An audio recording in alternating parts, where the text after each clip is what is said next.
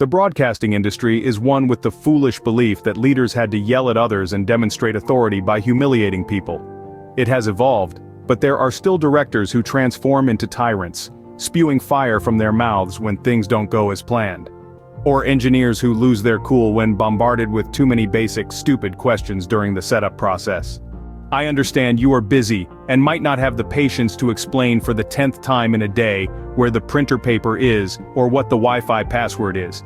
Yet I can't recall a single person who yelled at me and became an authority figure. They inspired fear or repulsion, but never leadership. The most they got from me was the pressing need to conceal my errors to avoid being treated poorly. Also, have you noticed that newer generations don't respond as we used to do to yelling and verbal aggression? 20 years ago, when a boss or a teacher yelled, I complied with what was required.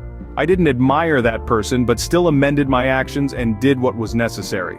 Today, younger generations listen to someone ranting about a mistake or shouting in their face, but those tactics are no longer effective. The most you'll achieve from them is that within the next 5 minutes, they'll be posting a cryptic message on social media, lamenting about the boss who just made them feel miserable.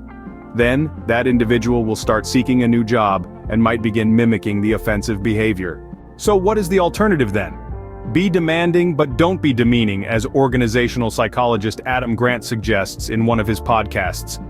Don't justify cruelty or aggression. You don't need to be a tyrant to be a leader. Be mindful of how destructive your actions can be to your team. If you have endured it or are enduring it, ensure not to replicate that same behavior. Confront the bully. Sometimes it's better to lose a job at a company that doesn't protect you than to stay and have your self-esteem and career eroded every day.